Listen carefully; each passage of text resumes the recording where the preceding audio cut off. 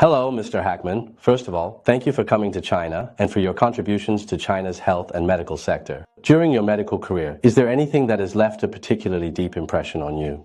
Thank you very much for organizing this interview so that the cancer industry can form a coalition between countries. In the years I have been engaged in my clinical career in oncology, whether it's early surgery, radiotherapy, chemotherapy, targeted therapy, immunotherapy, and so on, all of them have side effects. And the tumor itself is a Western disease. During the course of treatment, patients often suffer from the double burden of pain and side effects from the treatment, which results in great loss for the patients themselves. So I immediately felt that I had to protect patients during their treatment. In addition, I have also witnessed the miraculous effects of traditional Chinese medicine in clinical treatment in China. Therefore, I believe that the integration of Chinese and Western medicine in treatment is expected to shine in the future of anti-tumor clinical therapy. The theories of yin-yang and the 5 elements, the viscera, and the main and collateral channels for recognizing diseases and treating them with targeted therapies are the theoretical foundations of TCM. So, what is TCM? TCM is China's traditional Chinese medicine, and it is also the theoretical foundation for TCM's treatment of tumors. There is an imbalance of yin and yang throughout the formation of tumors. So tumors are only a partial manifestation of systemic diseases. The theories of traditional Chinese medicine are relatively new to Western medicine's approach to tumor treatment, and they require time and practice to be applied in anti-tumor clinical treatment. We all know that it's only in the past 20 years that there have been major breakthroughs in tumor treatment, with new concepts and methods constantly emerging. So as one of the most cutting-edge treatment concepts, what are your thoughts on precision medicine? Precision medicine has only been developed in the last few years. In 2015, Obama proposed the Precision Medicine Initiative. Its development is based on a deeper, step-by-step understanding of the mechanisms behind the occurrence and progression of tumors, as well as the widespread adoption and advancement of genetic testing technologies. In fact, people were not familiar with genetic testing at the beginning. Take IRESA as an example. When targeted therapy first emerged, based on the epidemiology and disease characteristics at that time, it was believed that it was better suited for non-smoking women with adenocarcinoma. However, it turned out that sometimes patients with squamous cell carcinoma also responded well. With the gradual in-depth research and development in molecular biology and a deeper understanding of the disease, it was discovered that the reason adenocarcinoma responded better was because it carried more EGFR mutations, and 10% to 50% of patients with squamous cell carcinoma may also have these mutations, so they might have similar efficacy. But then, why doesn't it work for all patients with adenocarcinoma? It was found that some of these patients do not carry all the mutations, so the treatment did not work well for them. This shows that the entire disease spectrum targeted by the drug is closely related to the molecular classification of the tumor. This represents the early stage in the development of precision medicine.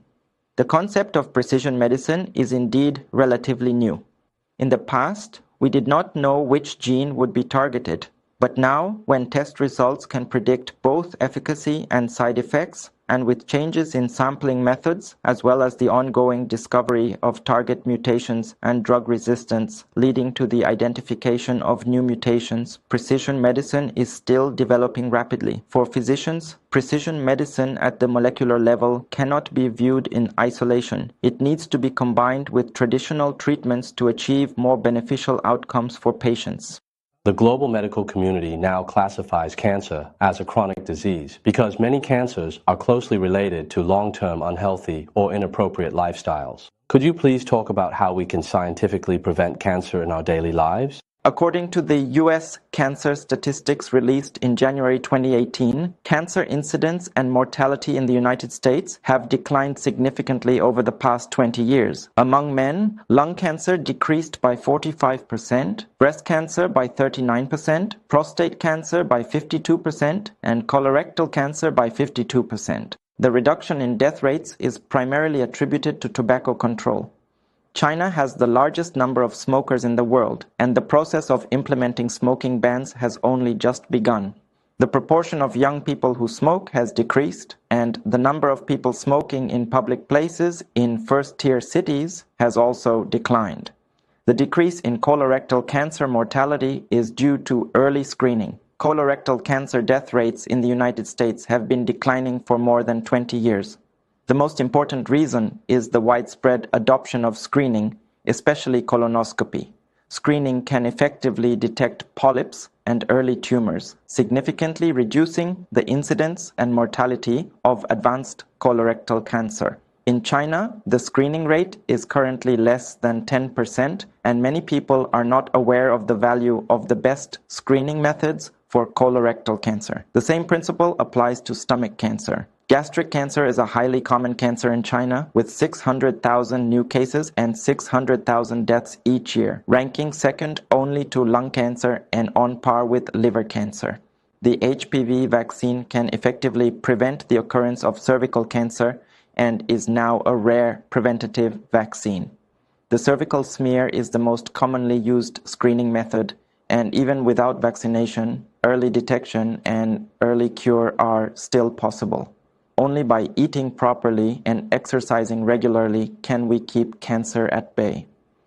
In this regard, diet and exercise complement each other. As for what to eat to cause cancer or what to eat to prevent cancer, it is actually not that complicated. Tobacco, alcohol, betel nut, and moldy foods containing aflatoxin should ideally be avoided. Preserved foods, pickles, cured meats, barbecued foods containing polycyclic aromatic hydrocarbons, and processed meats are clear carcinogens and should be eaten as little as possible. Red meats and fried noodles may also increase the risk of cancer. The dietary structure should follow the Chinese Healthy Dietary Pagoda guidelines. Finally, do you have any good medical advice to offer cancer patients? As doctors, we strive to ensure that patients do not give up easily, to reduce the pain experienced by patients and during the treatment process, and to help cancer patients live better and even longer lives. I also hope that patients and their families can maintain faith and offer a bit more understanding and support to doctors. We will all fight against cancer together and never give up.